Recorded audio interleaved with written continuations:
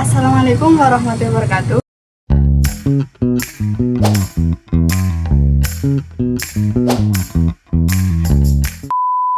Halo teman-teman, selamat datang di podcast Ngobrol Iman.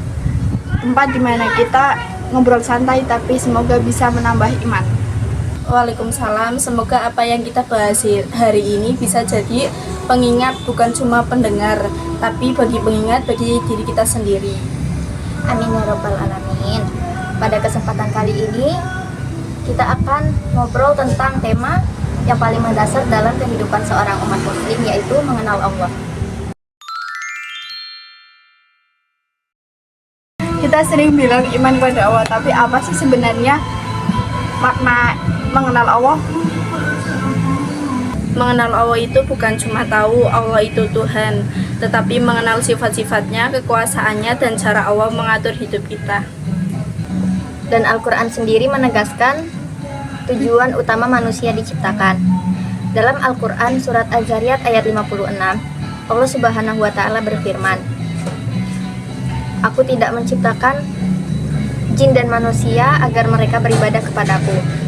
Ibadah di sini tidak akan benar jika kita tidak mengenal siapa yang kita sembah."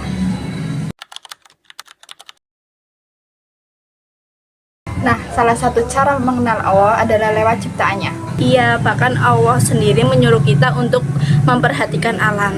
Dalam Quran surat Ali Imran ayat 190-191 menyatakan bahwa pada penciptaan langit dan bumi terdapat tanda-tanda orang yang berpikir.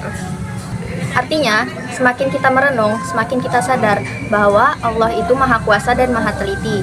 Dari hal yang besar sampai yang kelihatannya kecil, semua telah teratur. Selain ciptaannya, kita juga dapat mengenal Allah lewat nama-nama dan sifat-sifatnya, yaitu Asmaul Husna.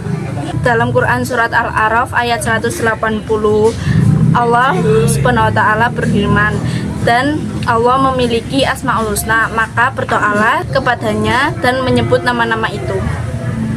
Misalnya, saat kita tahu bahwa Allah adalah Ar-Rahman dan Ar-Rahim, kita jadi paham kenapa Allah masih kasih kita kesempatan buat bertaubat walaupun kita masih sering melakukan kesalahan.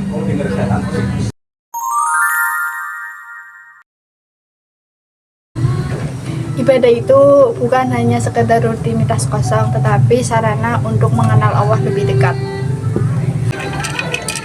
Rasulullah SAW bersabda, "Doa adalah ibadah." Hadis riwayat Tirmidzi.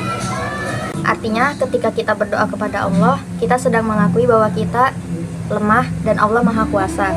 Dari situlah tumbuh rasa kenal, butuh, dan bergantung kepada Allah Subhanahu wa Ta'ala. Kalau kita benar-benar mengenal Allah, dampaknya sangat besar ke hidup kita. Salah satunya hati jadi lebih tenang. Quran surat Ar-Ra'd ayat 28. Ingatlah, hanya dengan mengingat Allah hati jadi menjadi tenang. Dan Rasulullah SAW juga bersabda, "Barang siapa yang mengenal Allah di waktu lapang, maka Allah akan mengenalnya di waktu sempit." Artinya, kalau kita dekat dengan Allah saat keadaan kita baik, maka Allah akan menolong kita saat keadaan kita sulit.